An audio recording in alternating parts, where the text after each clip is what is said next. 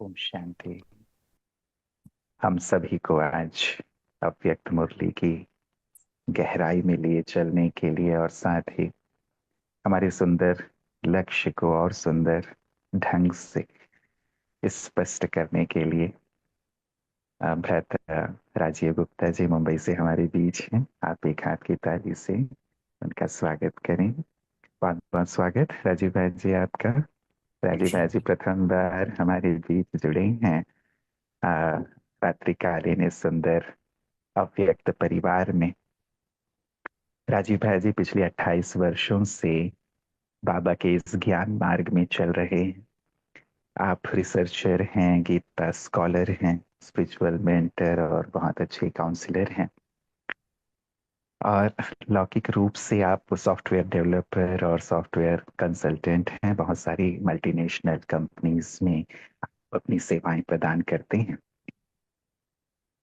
आप बहुत ही गहराई से अलग अलग विषयों पर जो रिसर्च करते हैं वो सभी के लिए जैसे विचारणीय होता है, लोगों को सोचने के लिए बाध्य कर देता है।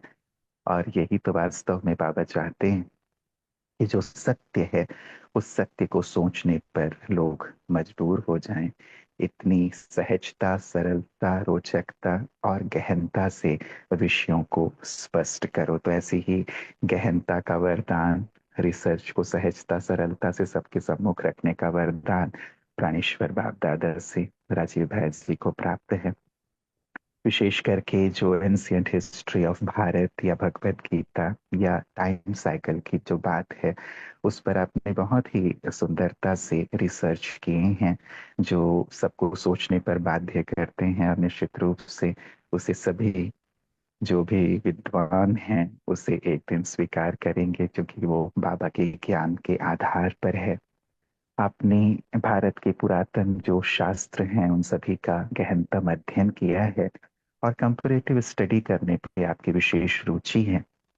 और ये एक सुंदर माध्यम है जिसके द्वारा बाबा के ज्ञान को सहजता से विद्वान लोगों के सम्मुख रखा जा सकता है, और जिसमें हमारे राजीव भाई जी को महारत हासिल है। आप कराची भी गए थे और जहाँ बाबा का बहुत सुंदर प्रारंभ में शुरुआत यज्ञ का हुआ था, तो बहुत अच्छे से आपने वहाँ के वीडियोस बनाए थे और यज्ञ हिस्ट्री को सबके सम्मुख जो रखा था आपने भी उसे देखा होगा। पर मैंने सुना जब पिछली बार मैं थाईलैंड गया था तो आप वहां भी गए थे, क्योंकि उसे ब्रह्म देश कहा जाता है, ब्रह्मा का देश कहा जाता है। तो आप वहां भी गए थे ताकि आप जो ब्रह्मा है वो आदि देव हैं उस बात को कैसे सार्थक रूप से सबके सम्मुख रखा जा सकता है, उस पर भी आपका रिसर्च चल रहा है। तो ऐसे बहुत ही बाबा के विद्वान बच्चे जो बाबा के ज्ञान को सबके सम्मुख रखने के बहुत सुंदर निमित्त बने हैं। आप राजयोगा मेडिटेशन को भी बहुत गहराई से सबके सम्मुख रखते हैं और भारत के अलग अलग भागों में जाकर के भट्टियां भी कराते हैं। तो आज बाबा की जो अव्यक्त मुरली हम सबके सम्मुख रखने वाले हैं और साथ ही अपनी जो सुंदर बातें हैं हम सबके साथ साझा करने वाले हैं। समर्थ कर्मों का आधार धर्म। तो मैं अनुरोध करूंगा राजीव भाई जी से कि आज की मुरली की सुंदर गहराई में और साथ ही कुछ सुंदर अनुभवों के साथ साथ ही हम सबको योग की गहराई की ओर भी लिए चलेंगे। राजीव जी। बहुत बहुत शुक्रिया रुपेश भाई। रुपेश भाई काफ़ी शुरू से ही संबंधित हैं। बड़े अच्छे शब्दों में उन्होंने अपनी मेरे इस परिचय को स्पष्ट किया। और काफ़ी विनम्रता मैं देखता हूँ इनको, जब भी कई बार मैं रुपेश भाई को देखता हूँ तो विनम्रता मुझे याद आती है। बहुत ही हम्बल, डाउन टू अर्थ। शुक्रिया इसके लिए। और मुझे काफ़ी खुशी हो रही है कि आप सभी जुड़े हुए हैं और मुरली का मंथन कर रहे हैं।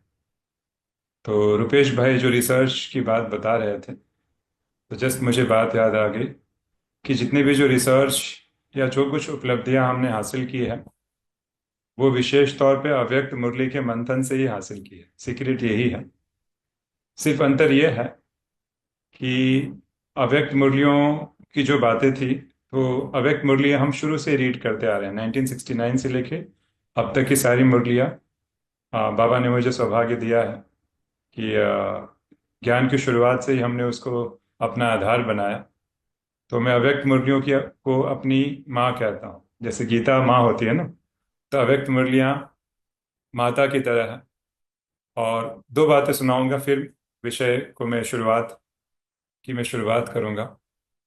तो जब भी मुझे डिसीजन मेकिंग लेना रहता है, या मैं कभी लगता है कि अभी मुझे कुछ कन्फ्यूजन है, तो जहां पे भी ट्रैवल करता हूँ मेरे साथ अव्यक्त मुरली हमेशा जाती है। और जो वो पन्ना मैं खोलता हूँ, मेरे लिए करेक्ट डिसीजन उस समय उपलब्ध रहता है। चाहे 2 बार खोलूं, चाहे 3 बार खोलूं, उसका अर्थ इंटरप्रेट करना मेरे ऊपर होता है। कुछ ऐसी चीजें जो मुझे लगता है शायद पता नहीं बाबा इसका क्या उत्तर देंगे, लेकिन ये सीक्रेट बता रहा हूँ आप सभी को, कि जैसे ही मुरलियां खोलते हैं तो उसमें सच में उत्तर उपलब्ध रहता है। तो अव्यक्त मुरलियां माँ है, जिस माँ ने मेरी पालना की है, मैं समझता हूँ। और सारा जो कुछ अनुभव जो मैं कुछ शेयर करता भी हूँ, सिर्फ अंतर यही है कि उसको स्वरूप में लाने का अभ्यास किया है। और हमेशा मेरे साथ डायरी रहती है, आप देखेंगे डायरी में अव्यक्त मुरलियों को एक प्रयोग की तरह मैं लेता हूँ। 3-4 पॉइंट्स ले लिए, और 3-4 पॉइंट्स को पूरे दिन में एक्सपेरिमेंट किया। एक्सपेरिमेंट में या सफलता मिलेगी या असफलता। सफलता मिली, बहुत अच्छी बात है। और असफलता मिली, ये भी बहुत अच्छी बात है, क्योंकि असफलता मुझे लर्निंग देगी किस कारण से मुझे असफलता मिली, तो अगले दिन मुझे क्या सावधानी बरतनी है। तो उन्हीं अनुभवों का संग्रह जो है, आज मुझे जो है कहीं ना कहीं उस रिसर्च वर्क में या उस दृष्टिकोण अपनाने में कहीं ना कहीं काम में आता है। तो अव्यक्त मुर्गियों की इतनी महत्ता है। तो आज थोड़ा अलग तरीके से हम जो है इसका जो है चिंतन करेंगे। तो मैं कुछ कीवर्ड्स लूंगा मुरलियों की, क्योंकि मुरलियों की बहुत सारी बातें होती हैं, और ऐसे नहीं कि सारी बातें सबको सब याद हो जाए।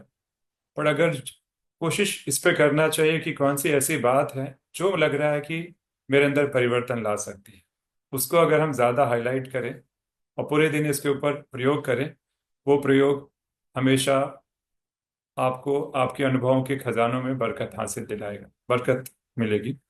और अच्छी बात यह है, क्योंकि आपने अव्यक्त मुरलियों की उस पॉइंट पे एक्सपेरिमेंट किया है, आप कभी भी भूलेंगे नहीं।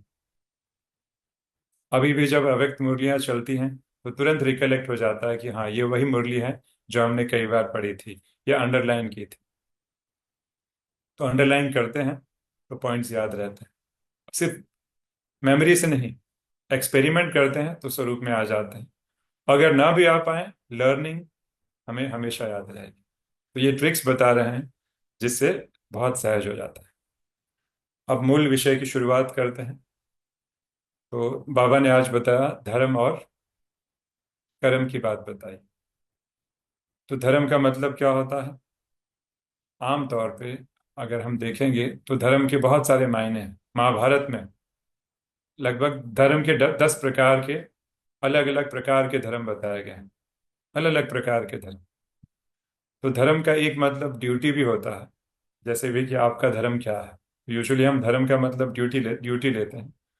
और दूसरा एक धर्म का गूढ़ अर्थ शास्त्रों में है। अब बाबा के द्वारा ही सारी बातें कैसे शुरू होती है ना, धार्यते इति धर्म, जिसको धारण किया जाए वह धर्म है। तो आज आपने देखा अव्यक्त मुरली में बाबा ने शुरुआत की लाइंस में ही क्या बताया, धर्म का मतलब क्या बताया? धारणा, जिसको धारण किया जाए। तो धारणा में आ जाता है हमारा स्वधर्म। हम स्वधर्म शब्द कई बार यूज करते हैं। तो आत्मा का स्वधर्म क्या है? हमें मालूम ही है, शांति, प्रेम, आनंद। तो बाबा ने स्टार्टिंग के पैराग्राफ में अगर आपने देखा होगा, तो बताया कि धर्म और कर्म को क्या करना है, साथ में लेकर चलना है। लेकिन दुनिया में एक बात बहुत प्रसिद्ध है जिसे लोग कहते हैं ना, मानव धर्म। आजकल बहुत बारे वर्ड यूज होता है, मानव धर्म। मानवता सबसे बड़ा धर्म है, मानव धर्म शब्द यूज होता है। पर हमारे ज्ञान की पराकाष्ठा इतनी ऊंची है, कि बाबा की सोच इतनी ऊंची है कि कल्पना से परे मैं कहूँगा। अगर जितने भी अब तक सारे धर्म शास्त्रों का अध्ययन किया जाए, अंतर अपने आप स्पष्ट हो जाता है। तो इसलिए हम जब अव्यक्त मुरलियां पढ़ते थे शुरू के दिनों में, तो शास्त्रों की तुलना से के आधार पे भी करते थे कि शास्त्र क्या कह रहे हैं और बाबा क्या कह रहे हैं। तो कोई डाउट का प्रश्न ही नहीं रह जाता कि साक्षात वही परब्रह्म परमेश्वर आज शिव के रूप में अपने जो है अमूल जो महावाक्य जो है कैसे जो है गुलजार दादी के मुखारविंद द्वारा विनिश्चित कर रहे हैं, इसमें कोई डाउट नहीं है। तो मैं बात कर रहा था मानव धर्म की, तो मुझे बात याद आ गई, क्योंकि ड्रामानुसार कुछ रोल ऐसा भी मिला है कि मैं लाइफ कोच का भी काम कर रहा हूँ। कुछ ऐसे इंडस्ट्रियलिस्ट हैं जिनके बहुत सारे उन्होंने अपना एम्पायर खड़ा करके रखे, मैं कहूँगा, मैं नाम नाम का जिक्र नहीं करता हूँ। तो उन्होंने पूरा जीवन मानव धर्म के आधार पे चलाया, ईमानदारी निष्ठा के साथ अपने कर्म में लगे रहे। और क्या पाया, जब उनकी उम्र 60 वर्ष के आसपास हुई, तो नाउ दे आर वर्कaholic। ईमानदारी से कर्म करने के बावजूद बड़ी मेहनत मुशक्कत से कोई व्यक्ति छोटे से एक बड़ा अपना एम्पायर खड़ा करता है, जिसके बहुत सारे स्टील प्लांट ऑल ओवर दे, बहुत सारे स्टील प्लांट होते हैं। पैसा मतलब अब मल्टी मिलीनियर शब्द भी बहुत कम है, हजारों की तादाद में उनके एम्प्लॉयज, ईमानदारी से किया हुआ कर्म। पर इसके बावजूद भी जीवन का जब एक फेज आता है 60 वर्ष के बाद, तो जीवन में शांति नहीं है। ऐसा क्यों हुआ? मानव धर्म अपनाने के बावजूद भी, मानवता वाली जो अगर बाबा ने बात बताई, क्यों जीवन के लास्ट फेज में सुख और शांति नहीं है? क्या कहेंगे, उसका कारण क्या है? ईमानदारी है, कोई भी बेईमानी से पैसा नहीं कमाएगा, फिर भी क्यों ऐसा हुआ? क्या कारण है? आज बाबा ने अव्यक्त मुरली में बताया, मानव धर्म के आगे एक और शब्द यूज किया, मानव धर्म अर्थात कहीं ना कहीं देह के संबंधित है। तो क्योंकि देह भान में किया हुआ कर्म है, इतना अटैच होके कर्म किया गया कि अब मैं वर्कaholic हो चुका हूं। अब मुझे कर्म खींच रहा है और आज मैं शांति से अपने घर में बैठना चाहता हूँ 60 वर्ष की आयु में, लेकिन मैं बैठ नहीं पाता हूँ। क्यों? क्योंकि मेरा एम्पायर कैसे चलेगा? और आप समझ रहे हैं मैं क्या कहना चाहता हूँ? मेरा एम्पायर कैसे चलेगा? वर्कaholic, कर्म ईमानदारी से कर्म करने के बाद भी कर्म मुझे खींच रहा है और मेरे जीवन में शांति नहीं है, आनंद नहीं है। और ऐसे लोग कई बार रिटायर्ड कर दिए जाए, कहते हैं ना, आपने देखा होगा रिटायरमेंट के बाद लोग क्या कहते हैं, मुझे कुछ काम करने को चाहिए। काम करने को क्यों चाहिए? आप रिलैक्स कीजिए। लेकिन हम रिलैक्स नहीं हो पा रहे हैं। क्यों? क्योंकि कर्म खींच रहा है। और कर्म क्यों खींच रहा है? क्योंकि दैहिक भाव में पूरे जीवन किया गया कर्म, चाहे ईमानदारी से ही क्यों ना किया गया हो।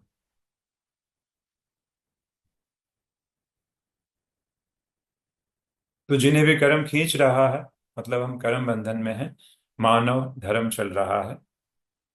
और बाबा यहाँ पे और भी ऊंची अवस्था की बात करते हैं कि हमें मानव धर्म नहीं, स्व के धर्म, आत्मिक धर्म में टिकना है और फिर काम करना है। तो क्या हम कर पाते हैं? सोचने का विषय है। और आपने देखा होगा बाबा ने कितनी बढ़िया तरीके से बताया कि अगर आप चाहते हैं कि कर्म श्रेष्ठ हो, तो उसका आधार क्या है? स्वधर्म में टिकना। एक लाइन में बताओ, आत्मिक अवस्था में रहकर कर्म करना। आत्मिक अवस्था में रहना मतलब स्वधर्म में टिकना। और धर्म में टिकेंगे तो कर्म क्या होगा? श्रेष्ठ होगा। क्योंकि हमारे यहाँ ब्रह्मा कुमारीज में कर्म की परिभाषा बहुत गुह्य है। जितने सेकंड हम अपने आप को शरीर समझ रहे हैं, चाहे हम ब्रह्मा कुमार या ब्रह्मा कुमारी ही क्यों ना हो, जितने सेकंड अगर हम अपने आप को शरीर की फीलिंग में हैं, अर्थात सूक्ष्म विकर्म कहीं ना कहीं हो रहा है, चाहे भले हम ज्ञान ही क्यों ना सुन रहे या सुना रहे। इतनी गुह्य परिभाषा है। और जितने सेकंड हम अपने स्वधर्म में टिक रहे हैं, धर्म में टिके हुए हैं, उस हर सेकंड कुछ ना कुछ श्रेष्ठ कर्म हो रहा है, डायरेक्टली या इनडायरेक्टली। आप बैठे हुए हैं लेकिन वाइब्रेशंस फैल रहे हैं, श्रेष्ठ कर्म चालू है। तो धर्म और कर्म को साथ में लेकर चलना है। और बाबा ने कहा कि अगर सदा शब्द, अगर आपने गौर किया होगा, बाबा ने कहा कि अगर हम सदा धर्म में टिके रहेंगे तो हमारा कर्म भी सदा समर्थ होगा। तो सदा शब्द बहुत इंपॉर्टेंट है। और हम देखते हैं यज्ञ को करीबन 90 वर्ष होने को आ गए हैं, 1 साल लगभग कम है। तो शुरुआत में यज्ञ का विस्तार, आज ब्रह्मा कुमारी से एक बहुत बड़ा वट वृक्ष हो गया है। इसका जो विस्तार हुआ है उसका आधार भी क्या बना? उसका आधार यह धर्म और कर्म की मुरली जो है ना, धर्म की बात ही थी। क्योंकि शुरू के दिनों में जब हम रिसर्च कर रहे थे तभी हमें बड़ा आश्चर्य हुआ। कराची के दिनों में 1940s से मैं कहूँगा, भले 36 37 में शुरुआत हो जाती है, तब से लेकर 40s में जब यज्ञ कराची शिफ्ट हुआ, तो उस समय क्या ज्ञान हुआ करता था, क्या साधनाएं हुआ करती थी, बहुत सारे दादियों के इंटरव्यूज लिए। और शुरू के दिनों में बाबा का परिचय इतना स्पष्ट नहीं था। बाबा ने अपना स्वरूप एक ही बार स्पष्ट नहीं किया था। बाबा मुरली में बताते हैं ना कि आत्मा को पहले कैसे बताया, अंगुष्ठ मिसल, फिर राई मिसल, फिर बाबा ने क्या कहा, चमकता हुआ सितारा। तो शुरू के दिनों में परमात्मा का जो परिचय इतना स्पष्ट नहीं था, ज्योति बिंदु स्वरूप वाला, तो मेजोरिटी ऑफ दादियां हमारी जो हुआ करती थी, अपने आप को शरीर से डिटैच होकर आत्मिक स्वधर्म में टिकना, यही अभ्यास हुआ करता। उनकी साधना का जो मेजोरिटी ऑफ द टाइम्स समय किस में जाता था? उस धर्म में टिकना, उसी में जाता था। और वही इस वट वृक्ष का आधार बना। और ये भी आप जानते होंगे, किसी भी सामाजिक व्यवस्था को चलने के लिए 3 शक्तियों की आवश्यकता होती है: राज सत्ता, धर्म सत्ता और विज्ञान की सत्ता। बाबा ने कितनी अव्यक्त मुरलियां चलाई। तो अगर हम बात करते हैं राज सत्ता अर्थात पॉलिटिक्स, मिलिट्री, धर्म सत्ता, तो धर्म सत्ता एक सॉफ्टवेयर है और राज सत्ता और विज्ञान की सत्ता एक हार्डवेयर की तरह है। तो मूल क्या होता है? किसी भी संस्कृति या सभ्यता को परिवर्तन करना है तो भगवान आके राज सत्ता पॉलिटिक्स में नहीं आते, बाबा धर्म सत्ता को परिवर्तन करते। क्योंकि धर्म वो सॉफ्टवेयर है जो पूरे समाज का मार्गदर्शन करता है। हमें क्या पहनना है, क्या नहीं पहनना है, क्या खाना है, क्या नहीं खाना है, क्या करना है, क्या नहीं करना है, सारी गाइडलाइंस धर्म में ही टिके रहते हैं। तो आज भारत का पतन क्यों हुआ? क्योंकि धर्म का पतन है, धर्म शास्त्रों का पतन। तो धर्म एक बहुत बड़ी चीज है। अब मूल विषय को अगर देखते हुए हम देखें तो बाबा ने तो क्या अभ्यास इससे लेंगे? पहली लाइन से, जितना हो सके सोल कॉन्शियस में रहकर कर्म कर। ये एक सार है मुरली का अगर देखा जाए एक लाइन में। लेकिन आज समय ऐसा आ चुका है कि अगर आपको 1 घंटा दिया जाए योग करने के लिए, तो हम धर्म में कितना टिकते हैं, आत्मिक अवस्था में कितना टिकते हैं? हमारी दादियां कई घंटे घंटे बैठती थी। मैं शरीर नहीं, मैं ब्रह्म हूँ, शरीर से बिल्कुल अलग हूँ, ऐसी साधनाएं होती थी, बिल्कुल डिटैच, एक ज्योति हूँ, लाइट हूँ, शरीर से बिल्कुल अलग। तो 1 घंटा अगर अब हमें दिया जाए तो 1 घंटे में से कितना टाइम हम आत्मा समझते हैं और कितना टाइम हम परमात्मा को याद करते हैं? राजयोग में 2 ही चीज होती है ना, डिटैच और अटैच। शरीर से डिटैच होना अर्थात धर्म, डिटैच होता, फिर बाबा से अटैच होता। तो 1 घंटे में कितना टाइम डिटैच, कितना टाइम अटैच?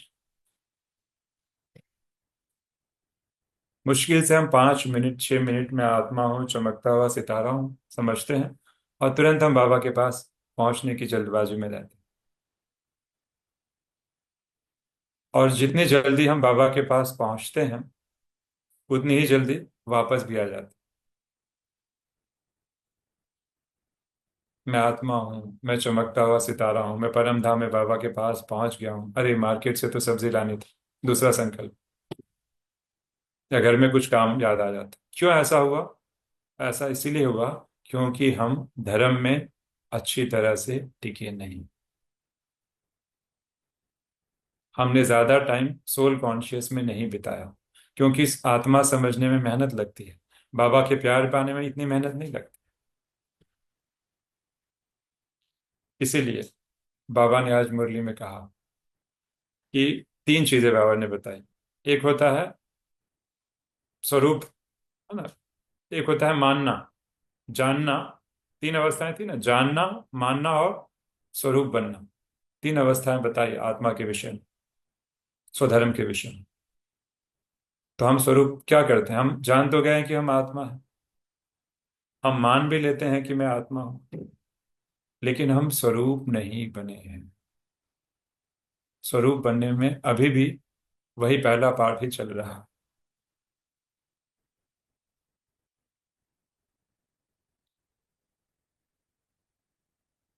तो कैसे मालूम पड़ेगा कि हम स्वरूप बने हैं कि नहीं? उसकी निशानी क्या होगी? आज हम थोड़ा सा विस्तार करते हैं मुरलियों का। कैसे मालूम पड़ेगा कि हम स्वरूप बने हैं कि नहीं? कर्म तो एक आगे की स्टेज है। उसके पहले अभी मैं कैसे जानूंगा? एक घंटा अगर दिया जाए, चलिए मैं अपनी अपनी साधनाओं के बारे में बताऊं। आज अगर हमें एक घंटा दिया जाता है, 30 to 40, में कहूँगा 30 to 40 मिनट्स, लगभग 40 45 मिनट में कहूँगा, ज़्यादा से ज़्यादा समय हम बॉडी से डिटैच होने की प्रैक्टिस करते हैं।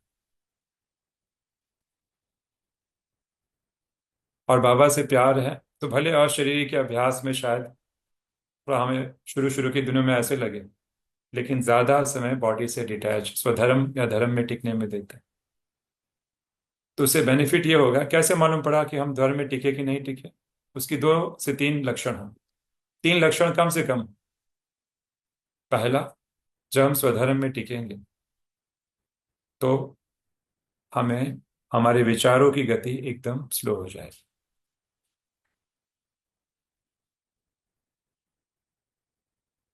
दूसरा, आत्मा का जो मूल गुण है, जो बाबा ने बताया, शांति, प्रेम, आनंद, सबसे पहले शांति का उदय होगा।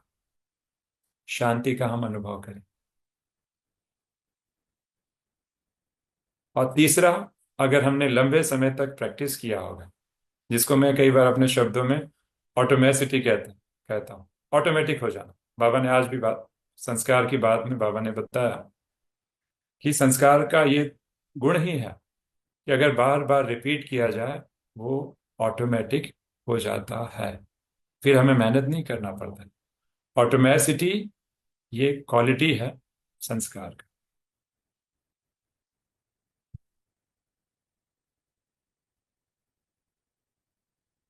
तो बाबा पूछ रहे हैं, ठीक है, तो 3 लक्षण कौन से? पहला हमने क्या बताया? संकल्पों की गति धीमी हो जाना, रिसर्च में भी देखा जाता है। दूसरा, शांति के गुण का अनुभव होगा। तीसरा, ऐसा फील होता है कि मेरा अस्तित्व एकदम सिकुड़ गया हो, मेरी हाइट 6 फीट नहीं है। हमने क्या, आत्मा ने क्या किया है, अपने विस्तार को पूरे शरीर में फैला दिया है। मैं यहाँ, मैं ये हूँ, मैं ये हूँ, मैं यहाँ पे भी हूँ, सब जगह हूँ, ऐसे फील होता है। लेकिन जब हम सोल कॉन्शियस होते हैं तो ऐसे महसूस होगा कि मैं अपने आप को समेट रहा हूँ शरीर से, सिकोड़ रहा हूँ, श्रिंक हो रहा हूँ। और मैं 6 फुट का नहीं हूँ, बस कहीं ना कहीं शरीर के ऊपरी भाग में मेरा वजूद है, मेरा एग्जिस्टेंस है। ऐसे फील होगा उनको जिन्होंने लंबे समय तक धर्म में टिकने का अभ्यास किया होगा, अर्थात सोल कॉन्शियस की प्रैक्टिस की। पर समस्या ये है कि कई वर्षों के बाद अभी भी हम वही वही हमारे बार बार संकल्प देना पड़ता है कि मैं आत्मा हूं, चमकता हुआ सितारा हूं। वो स्वरूप तक नहीं आया है। जान लिया, मान भी लिया है, लेकिन स्वरूप तक नहीं आए।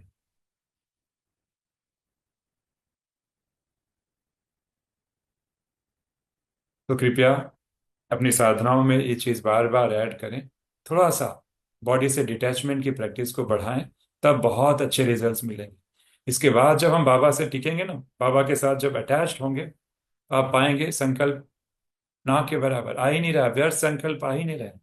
आज मुरली में बाबा ने व्यर्थ संकल्प की भी बात बताई। व्यर्थ संकल्प आ ही नहीं रहा है। इसके लिए हमें क्या समझना होगा? बाबा ने बताया, धर्म आत्मा। मुझे बहुत अच्छा लगा। बुद्ध आए, महावीर आए, जीसस क्राइस्ट आए, गुरु नानक आए, सब धर्म आत्माएं थे। धर्म आत्मा, सोचिए उनका उठना, बोलना, चलना कैसे होता था। ब्रह्मा बाबा का उठना, बोलना, कुटिया में सोना, किसी भी अवस्था में किसी समय इतना अद्भुत होता था। गुलजार दादी के पास आप चले जाइए, ऐसी फीलिंग आएगी कि हमेशा योग योग। धर्म आत्माएं। तो हम धर्म आत्माएं कब बनेंगे? तो बाबा ने बहुत अच्छी विधि बताई। मैं हमारे सूरज भाई मैं कहूँगा, इसके लिए विशेष तौर पे कई बार आपने देखा होगा स्वमान की प्रैक्टिस कराते। वह स्वमान, मैं कौन हूँ? मैं श्रेष्ठ आत्मा हूँ, या मैं धर्म आत्मा हूँ, इस संसार को परिवर्तन करने के लिए अवतरित हुई हूँ। क्या हमें वो फीलिंग आती है जो बुद्ध और महावीर ने बड़ा परिवर्तन का कार्य किया? आज संगम युग पर मैं वो धर्म आत्मा हूँ, अवतरित हुई हूँ। इसके ऊपर भी मुरली। तो कितना अच्छा स्वमान है, मैं धर्म आत्मा। तो कर्म अपने आप क्या होंगे? श्रेष्ठ।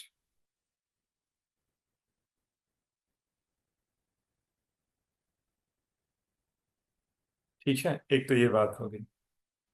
दूसरी बात जो चल रही थी वो ये है, बाबा कर्म योग की बात बता रहे थे, एग्जाम्पल दे रहे थे। झूले का बाबा ने एग्जाम्पल दिया कि झूले की दो रस्सियां होती हैं। वैसे ही बाबा ने किसका अल्टरनेटिव एग्जाम्पल दिया? कर्म और योग की। तो हम सभी कर्म योग करते हैं। जो जो कर्म योग करते हैं हाथ उठाए।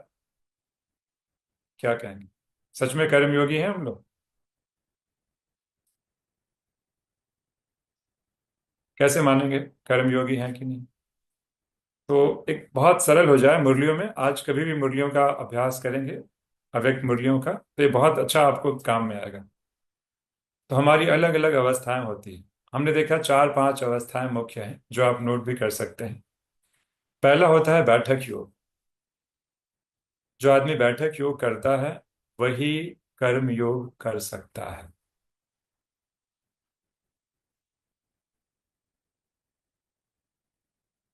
और जो हम बातें बताएंगे आपको बिल्कुल प्रैक्टिकल बातें बताएंगे। अगर मेरा बैठकर योग नहीं लगता है तो क्या मेरा कर्म योग होगा? कर्म करते हुए मेरा योग लगेगा? बिल्कुल नहीं लगेगा। या तो हम किसी भ्रांति में जी रहे हैं। क्योंकि बैठकर मेरा मन शांत नहीं है, कर्म करते टाइम तो शांत होने का प्रश्न ही नहीं उठता।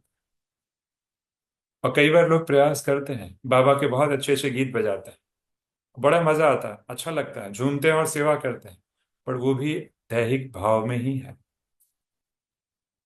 और कई बार तो ऐसा होता है कि गीत बज रहा है और व्यर्थ संकल्प भी चल रहा है। वही गीत बार बार बजाया जाए तो हम क्यों नहीं फोकस हो पाते? आप बजाइए फेवरेट गीत बार बार। किचन में माताएं काम करें, बार बार वो गीत बजाइए। कुछ दिन के बाद, कुछ ही टाइम के बाद आप पाएंगे गीत बज रहा है और मेरा मन में व्यर्थ संकल्प का भी गीत बज रहा है। तो ये ना समझिए कि बाबा के योग में, बाबा की याद में हम केवल बाबा के गाने सुन रहे हैं मतलब हम योग युक्त हैं, ऐसा नहीं। बहुत गहन परिभाषा है। हाँ, बड़ा अच्छी बात है गीत अगर सुने और बाबा की याद आए, बुरी बात नहीं, बहुत अच्छी बात है, सहायक है। तो कौन कौन सी अवस्थाएं याद रखनी है? पहला हुआ बैठक योग, दूसरा हुआ कर्म योग, दूसरी अवस्था। तीसरी अवस्था होगी जीवन मुक्त, जिसकी कई बाबा ने अव्यक्त मुरलियां चलाई। और चौथी लास्ट अवस्था कर्मातीत, जिसका आज बाबा ने जिक्र किया। ये चार अवस्थाएं याद रख सकते हैं। कौन कौन सी? बैठक योग, दूसरा अगर हमारा बैठक योग सिद्ध हो गया तो हम कौन सी अवस्था को पहुंचेंगे? कर्म योग। इसका मतलब ये भी नहीं कि हम कर्म करते हुए योग की प्रैक्टिस ना करें, दोनों साथ साथ करना। कई बार होगा कि दैहिक भाव में हम कर्म करेंगे, होगा। ऐसे नहीं सोचे कि पहले मैं बैठक योग सिद्ध कर लूंगा तभी मैं कर्म योग की शुरुआत करूंगा, नहीं, दोनों साथ साथ करना। तो बैठक योग, कर्म योग, जिसका कर्म योग सिद्ध होने लगेगा वो तीसरी अवस्था में आएगा, जीवन मुक्त अवस्था। सर्दी गर्मी कुछ फर्क नहीं पड़ेगा, हार जीत, निंदा स्तुति, कुछ फर्क ही नहीं पड़ेगा। बेस्ट एग्जाम्पल ब्रह्मा बाबा। और आज गुजरात की पार्टी से मिलते हुए बाबा ने मुरली में देखा हो, जिक्र किया होगा, सहनशीलता की बात बाबा ने बताई, सत्यता की बात बताई। तो उसे कहेंगे जीवन मुक्त अवस्था। जीवन मुक्त अवस्था मतलब सब में समान, हार जीत निंदा स्तुति सब में समान, एक ही अवस्था में टिका हुआ है। कर्म योग से विचलित नहीं कर पा रहे हैं आप उसे, इस जीवन में रहते हुए जीवन के बंधनों से मुक्त। और उस अवस्था को भी क्रॉस कर लिया, वो हो गया लास्ट कर्मातीत अवस्था, जो भले हम अंत में प्राप्त करेंगे लेकिन उसका अभ्यास अभी से करें।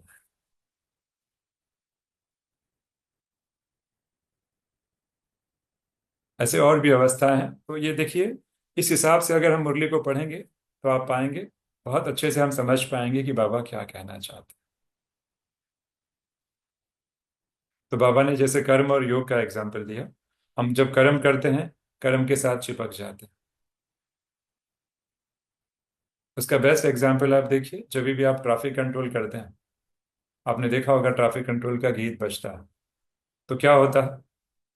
कई बार हमें ये मन होता है कि गीत, अरे अब तक गीत पूरा हुआ कि नहीं हुआ, क्योंकि मुझे काम करना है। अच्छा, अभी भी गीत की एक लाइन बाकी है, इसका मतलब जल्दबाजी हो रही है, उतावलापन हो रहा है और कर्म मुझे खींच रहा है। तो मैं कर्मयोगी कैसा?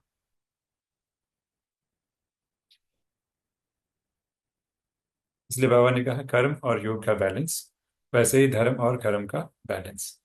फिर बाबा ने बात बताई, बड़ी अच्छी बात बताई बाबा ने, मुझे बहुत अच्छा लगा।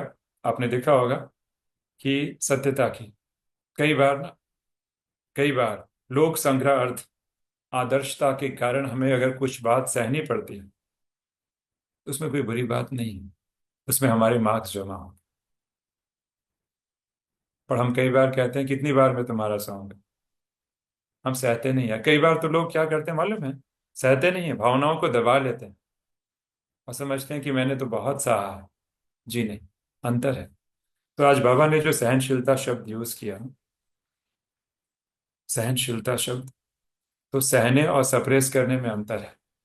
हमें इस अंतर को भी समझना बहुत जरूरी है। और क्या अंतर होता है सहने और सप्रेस करने में, कोई बताएगा? कैसे मालूम पड़ेगा कि मैं सह रहा हूं या सप्रेस कर रहा हूं? जैसे बाबा ने आज बताया, मान लीजिए आपकी गलती नहीं है और फिर भी हमें सॉरी बोलना पड़ रहा है, या हमें झुकना पड़ रहा है, या इनिशिएटिव लेना पड़ रहा है, तो क्या करना होगा? बाबा की खातिर। क्या हम बाबा की खातिर इतना भी त्याग नहीं कर सकते? तो सहने और सप्रेस करने में क्या अंतर होगा? कैसे मालूम पड़ेगा कि हमने सहा कि नहीं? मान लीजिए मेरी गलती नहीं थी, एक जनरल श्रीमत दी गई और लगा कि नहीं, मुझे झुकना, मेरे झुकने से संगठन का कल्याण हो रहा है, मैं झुक गया। किसी को मालूम नहीं पड़ा, बाबा को मालूम है और मेरे सबकॉन्शियस माइंड को मालूम है। अगर आप तो, सहन हाँ जी, बिल्कुल बिल्कुल बोल सहन सकते हो। सहन करना मतलब सहन वो याद नहीं रखना है अच्छा। नहीं तो दूसरी दिन वापिस आएगा कि मैंने सहन किया, मैंने सहन किया, वो एक अंदर से एक प्राउड आ जाएगा, या तो एक विचार आता रहेगा। और अच्छा। सप्रेस करेंगे ना हम लोग तो वो वापिस आ जाएगा, मतलब गुस्सा आ जाएगा, बदले की भावना कभी ना कभी तो आ ही जाएगी कि उसके कारण मैंने सहन किया। लेकिन ठीक है। अगर सहन करना हम लोग नॉर्मल वे से करेंगे ना तो वो हमें शुभ भावना से वो सब माफी की वो देना है। गुड, मुझे अच्छा लगा आप सहन इंटर। कर रहे हैं हाँ जी, तो सहन कर बोलिए बोलिए। रहे हैं तो सहन कर रहे हैं तो शक्ति बढ़ेगी, और अगर हम्म। सप्रेस हो रहे थे तो शक्ति घट जाएगी। तो कैसे मालूम पड़े, बस इससे कैसे मालूम पड़ा? मान लीजिए कोई ऐसी बात हो गई, किसी ने आपको सुना दिया, तो क्या सच में हम उस समय सहते हैं कि सप्रेस करते हैं? चलिए, मुझे अच्छा लगा कि आप इंटरेक्ट कर रहे हैं। मैं थोड़ा इंटरेक्टिव चेहरे सेशन का चाहता भाव था। बदल जाएगा, सहन करेंगे चेहरा खिला रहेगा, सप्रेस अच्छा। करेंगे तो चेहरे पे भाव चेंज हो जाएगा। गुड, बहुत जैसे अच्छा। तो ऐसा होता है हमारे साथ सच में? कोई हमें कभी कुछ कभी। इल्जाम लगा रहा है तो हमारे चेहरे यस, पे बहुत अच्छी स्माइल रहती है? क्या यस, लग प्रैक्टिकली यस, बता। यस, यस होता है। शायद जास्ती बार शायद सहन कर होता है, कभी कभी शायद सप्रेस। शायद नहीं होता है, लेकिन वो ध्यान रखते हैं ना, हम कॉन्शियसली अगर ध्यान रखते हैं ना, तो हम उससे बाहर निकल सकते हैं। हम्म। इसमें हम ये सोच अच्छा। सकते हैं कि इसमें बाबा ने कुछ कल्याणकारी सोच रखा है हमारे लिए। इसमें हमारा कल्याण छुपा है, तब हम आराम से सह पाएंगे। मेरे साथ भाई जी, अभी कोई भी कोई परिस्थिति आती है तो ऐसा ही लगता है हम कि मेरी कोई बड़ी शक्ति मेरे में जागरूक करने के लिए बाबा ने ये चैलेंज दी है मुझे। नहीं, बहुत अच्छा। आप अलग अलग युक्तियां यूज कर रहे हैं, मुझे बड़ी खुशी है। देखिए, दो लक्षण होंगे अगर आपको परखना है। दो लक्षण आप उससे परख सकते हैं। अगर हमने सहा नहीं, दबाया होगा या सप्रेस किया होगा, मेरे व्यर्थ संकल्प चलेंगे। अंदर डायलॉग चलेगा, ऐसे क्यों बोल दिया, अपने को तो देखते नहीं, मुझे सुनाते, ऐसे कैसे बोल दिया, व्यर्थ संकल्प चलेंगे। लेकिन अगर आपने सहा होगा, फुल स्टॉप, व्यर्थ संकल्प नहीं चलेगा। मन शांत रहेगा, मोटिवेटेड फील करेगा, क्योंकि आप एक कुर्बानी देकर आए हैं। आप चाहें तो बोल सकते थे, फिर भी आपने नहीं बोला। दूसरा अंतर, अगर आपने दबाया होगा तो कोई ना कोई नेगेटिव भावना जरूर होगी। द्वेष, इरिटेशन, चिड़चिड़ापन, असहाय, मजबूर, ये नेगेटिव फीलिंग्स थोड़ी मात्रा में ही सही होगी जरूर। इसीलिए तो व्यर्थ संकल्प चल रहे हैं। लेकिन अगर आपने सहा होगा तो आप उस प्रकार की फीलिंग नहीं लेंगे। आपके मन में जबरदस्त मोटिवेशन होगा, एक आत्मसम्मान और रिस्पेक्ट होगा। क्यों? क्योंकि हमारे अंदर दो आत्मा है। मालूम है दो आत्मा कौन सी है? एक तो मैं खुद, और दूसरा मेरा अंतर्मन। अपने आप को दो हिस्से में बांटिए, एक मैं खुद और एक मेरा, बाबा ने आज शब्द यूज किया, संस्कार, ऑटोमेटिक। एक हमारा एक मन भी होता है। तो किसी ने देखा नहीं, लेकिन मेरे अंतर मन ने देखा कि कितना महान आत्मा है, ये चाहे तो बोल सकता था, फिर भी ये चुप रहा। वाह! आपका अंतर मन आपको स्वयं रिस्पेक्ट देगा। कितनी दिव्य विभूति है। ये सच्चे मायने में धर्म आत्मा है, जो चाहे तो बोल सकती थी, इसने बोला नहीं। तो आपका खुद का मन आपको रिस्पेक्ट देगा, और रिस्पेक्ट देने के कारण आपको ऐसे लगेगा कि मेरे मार्क्स जमा हो गए। एक महानता, एक स्वाभिमान की फीलिंग होगी, एक गर्व, अभी गर्व नेगेटिव नहीं, पॉजिटिव नहीं, एक कॉन्फिडेंस, एक मोटिवेशन, एक आत्मसम्मान। आपका सेल्फ एस्टीम बहुत हाई है। ये होता है सहने और सप्रेस करने में। और आप भले आपने त्याग दे दिया है, त्याग कर दिया है, बाबा को मालूम पड़ गया है, आपके अंतर मन को मालूम पड़ गया है, लेकिन प्रकृति का सिद्धांत है, सच कभी छिपता नहीं है। आज नहीं तो कल वो बाहर आता ही है, ब्याज के साथ।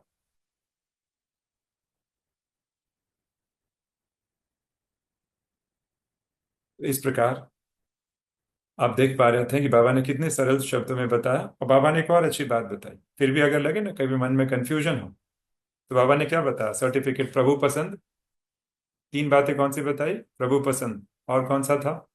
मन पसंद और लोग पसंद, याद है? मन पसंद, लोग पसंद, प्रभु पसंद।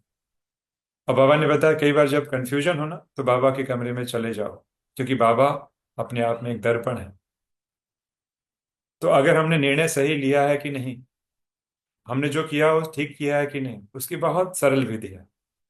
मन में व्यर्थ संकल्प नहीं चलेंगे, संतुष्टता का अनुभव होगा, सेटिस्फैक्शन। मन शांत रहेगा। और अगर कुछ गड़बड़ हुआ है, आपने देखा होगा जब भी हम कुछ गलती करते हैं तो हमारा कॉन्शियस बाइट करने लगता है, हमारे व्यर्थ संकल्प चलने शुरू हो जाते हैं। और जो जितना पवित्र होगा, वो हल्की सी भी गलती करेगा ना, अंदर उस, बाबा कहते हैं, बाबा के शब्द में, उसका मन खाएगा। तो अगर लगे तो सुधार कर लिया जाए, बाबा के कमरे में जाकर। बाबा ने कितने अच्छे से उसका जो है जिक्र किया। इस प्रकार आप देखेंगे बाबा ने सत्यता, सहनशीलता और पवित्रता की भी बात की। अगर हम धर्म की बात करें, सबसे बड़ा धर्म जो होता है ना, पवित्रता होता है। पवित्रता वो पैमाना है जिसे नापा जाता है इस सृष्टि चक्र में कौन सा धर्म कितना लंबे समय तक चलेगा। और सनातन धर्म 5,000 वर्ष से चला आ रहा है पवित्रता। और बाबा ने इसलिए पार्टियों से मिलने के समय आपने देखा होगा, जो नए आए थे उसके लिए बाबा ने क्या कहा, अगर नंबर 1 में जाना चाहते हो तो कौन सी धारणा को अंडरलाइन कराया, पवित्रता। और सारा मूल इसी में छिपा है। आज भारत देश के पतन का कारण अपवित्रता। पवित्रता ही सारा। बाबा ने एक साकार मुरली में यहां तक कह दिया था, जिसकी पवित्रता जितनी ज्यादा होगी उसकी प्रजा भी उतनी बड़ी होगी। पवित्रता का ही सारा खेल है। और पवित्रता का सहनशीलता के साथ कनेक्शन है। जिसके अंदर जितनी ज्यादा पवित्रता उतनी ज्यादा सहनशीलता भी होगी। सब एक दूसरे के साथ कनेक्ट। तो बाबा यही बता रहे थे, दो और विषयों को विशेष तौर पे जोर दे रहे थे। एक ही चीज याद रखो, मैं कौन, मैं कौन। दादी जान की जब एक आता ना मैं कौन, तो मुझे कौन याद आता है, दादी जी याद आती। मैं कौन, मेरा कौन, मैं कौन। तो डेली, एवरी डे, ये एक स्वमान का अभ्यास किया जाए। जो आपको स्वमान श्रेष्ठ लगता हो। मैं एक श्रेष्ठ आत्मा हूं, या मैं इस धरा पर अवतरित धर्म आत्मा हूं, पूर्वज आत्मा हूं। स्वमान का प्रैक्टिस। कई बार हमें लगता है स्वमान बड़े आर्टिफिशियल से लगता है। कईयों को लगता है कि भाई जी हम प्रैक्टिस तो करते हैं, ऐसा होता नहीं है। पर देखा गया है कि सुबह उठते ही अगर स्वमान का प्रैक्टिस किया जाए, और रात को सोने के समय स्वमान का प्रैक्टिस किया जाए, 21 दिन तक या कुछ महीनों तक कंटिन्यू करेंगे, वो भी ऑटोमेटिक हो जाएगा। टाइम नहीं लगता। जैसे कहते हैं ना, जो डर गया वो, आगे कुछ लाइन आती है ना, जो डर गया वो, मैंने नहीं कहा, आप सबने पूरा कर लिया मन। क्यों? क्योंकि आपने उसको ऑटोमेटिक बना दिया है। स्वमान का भी यही होता है।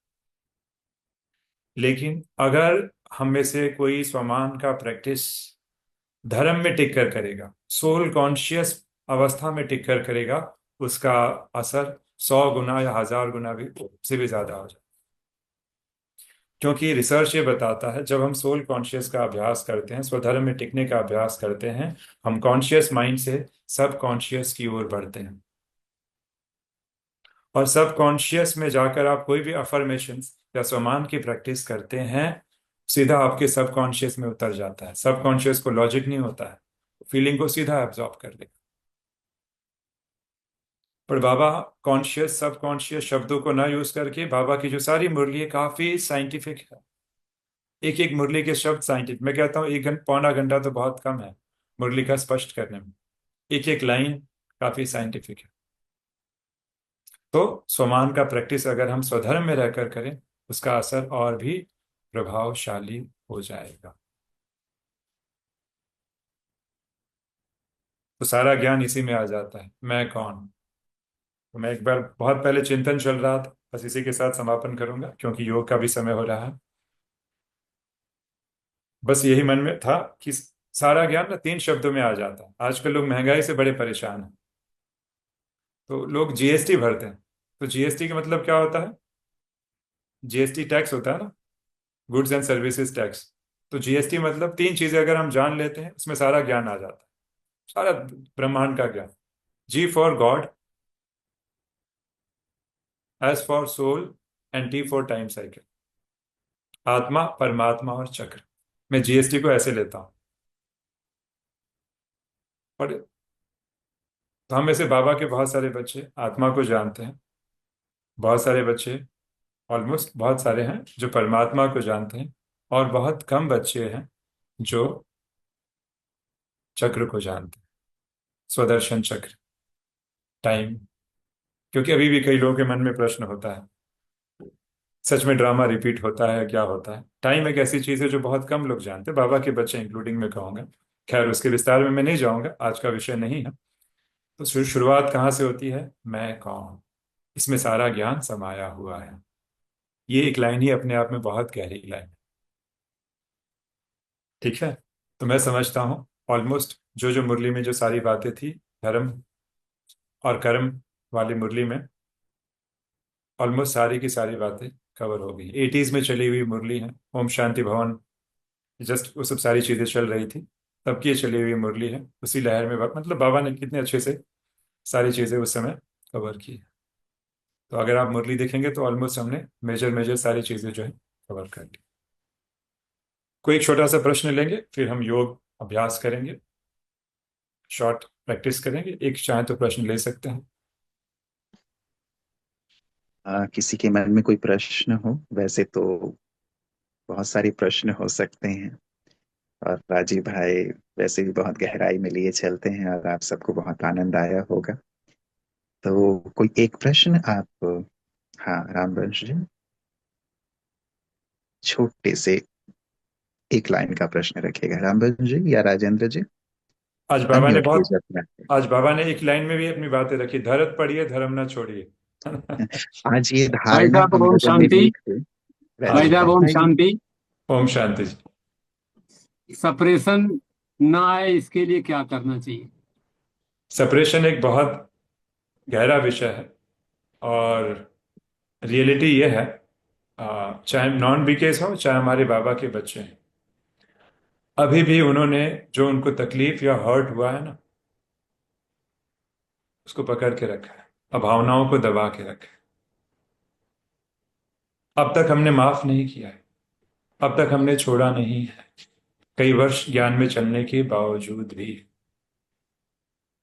और जब तक उसको छोड़ेंगे नहीं, तब तक ना हम धर्म में टिकेंगे और ना हमारा कर्म श्रेष्ठ होगा। तो सेपरेशन को अगर छोड़ना है तो उसके लिए सबसे पहले ये जागृति, जो अभी हमने सेशन में कवर किया, कि अंतर समझना कि जिसे हम सहना कह रहे थे वो सहना नहीं था, वो क्या था? सेपरेशन था। पहले तो इसकी अवेयरनेस, दूसरा इसके लिए क्षमा भाव, जो हो गया सो हो गया। बार बार अपने धर्म में टिककर, जो सूरज भाई कई बार प्रैक्टिस कराते हैं, आपने देखा होगा, भाई जी प्रैक्टिस कराते हैं, बार बार क्षमा। क्षमा और ग्रेटिट्यूड, ये दो चीजें सप्रेशन के घाव को कहीं ना कहीं हल्का करेंगी। और क्षमा इसलिए नहीं करना है क्योंकि उसने श्रेष्ठ कर्म किया है, क्षमा उसके लिए नहीं, मेरे लिए, मुझे राहत देगी।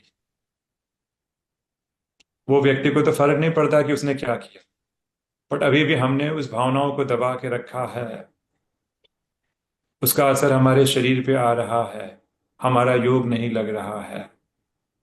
तो जब तक हम सेपरेशन से आजाद नहीं होंगे, ना हम धर्म में टिकेंगे ना वो कर्म होगा, चाहे हम कितना भी प्रयास कर लें।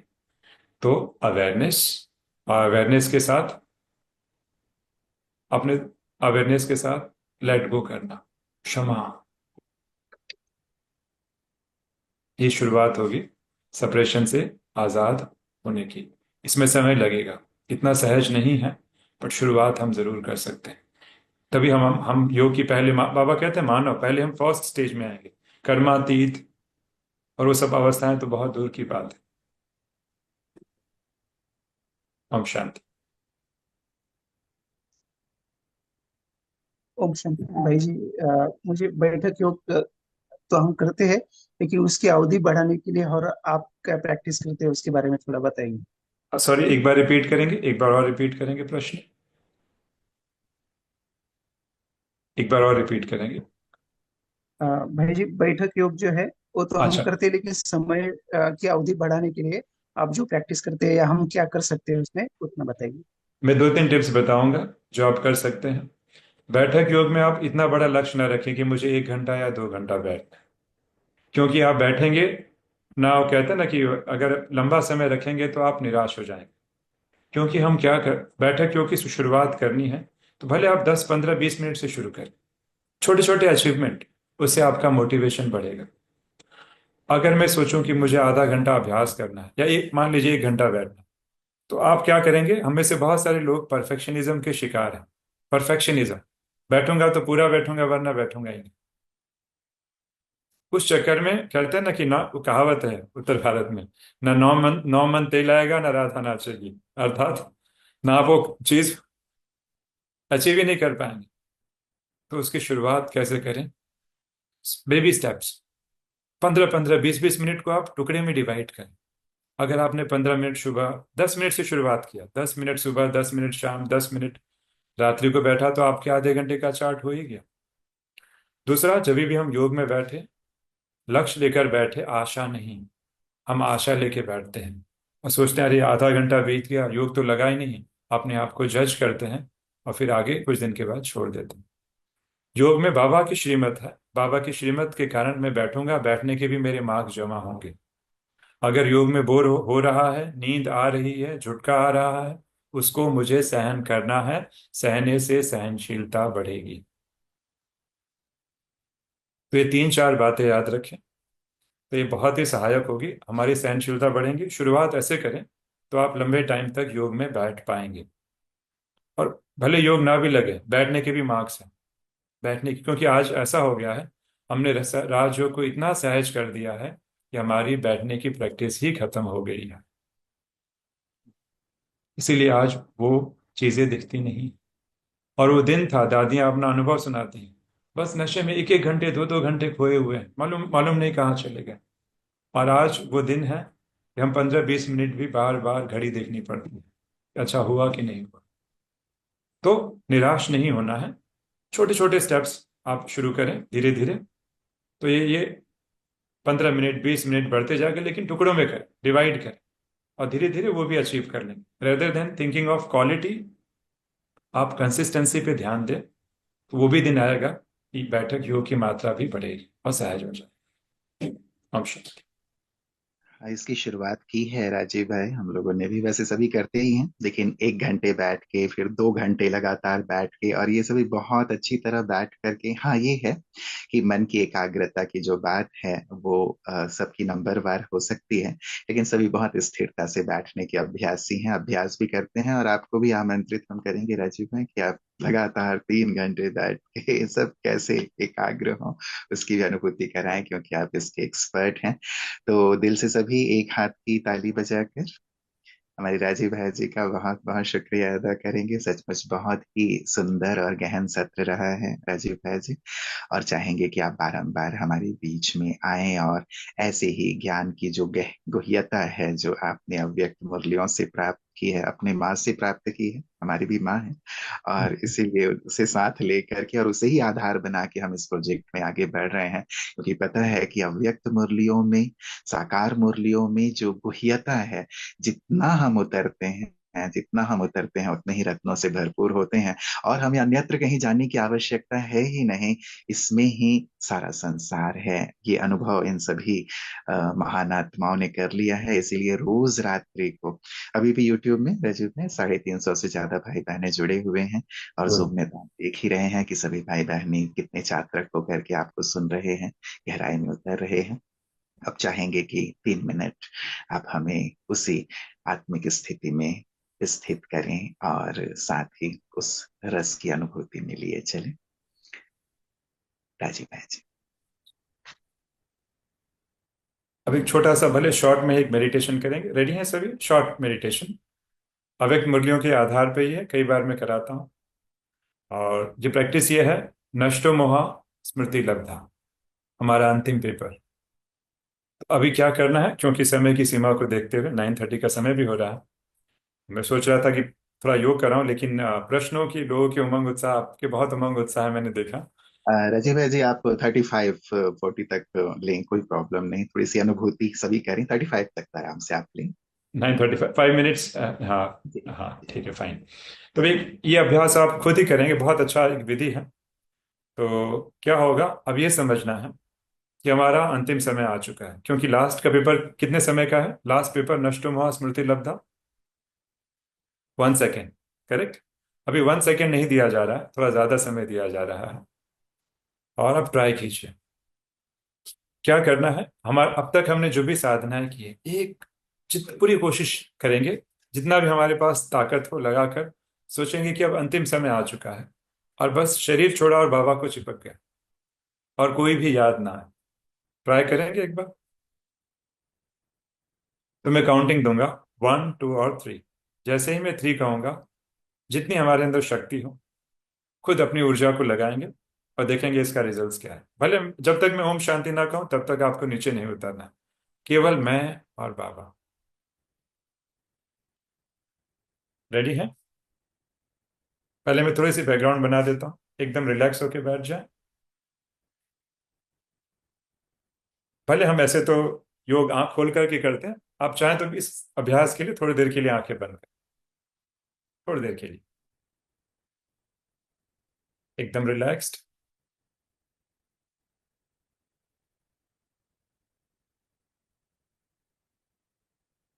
3 गहरी श्वास।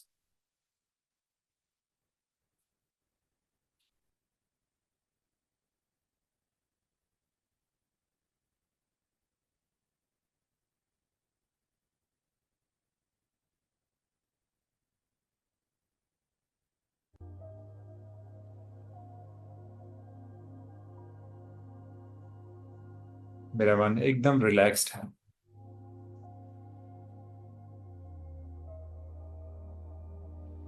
और मैं धर्म आत्मा हूं, अवतरित, एक श्रेष्ठ और इस दुनिया में धर्म स्थापित करने वाली धर्म आत्मा।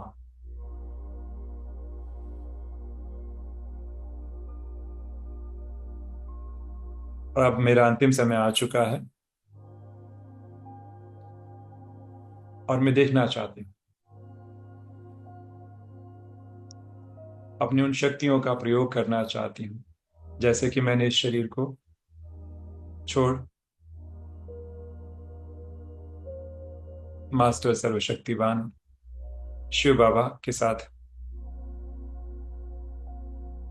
तादात्म हो जाना है, एक हो जाना है। तो मैं काउंटिंग दूंगा, जैसे ही काउंटिंग दूंगा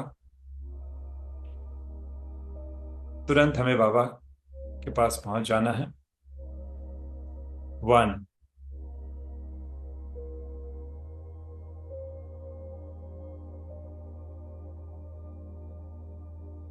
2,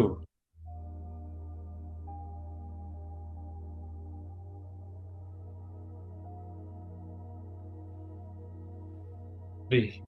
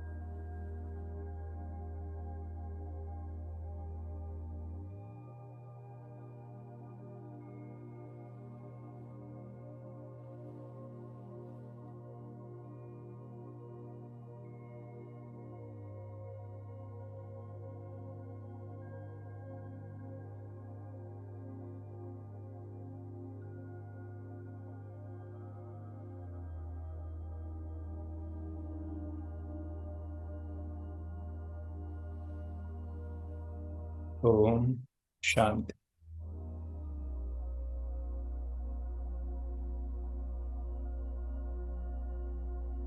अभी अपनी आंखें धीरे धीरे खोलेंगे।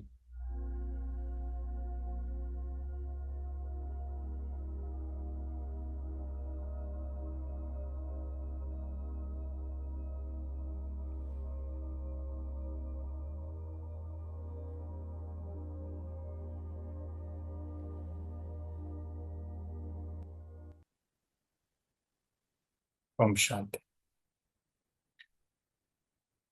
आपने देखा होगा, सबने अनुभव किया होगा, अगर अच्छे से किया होगा तो शायद ही मन भटका होगा।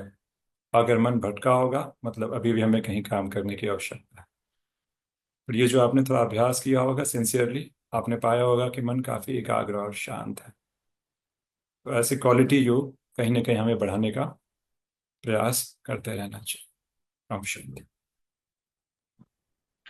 दिल से बहुत बहुत शुक्रिया राजीव भाई जी, एक बार पुनः आपका बहुत बहुत बहुत धन्यवाद।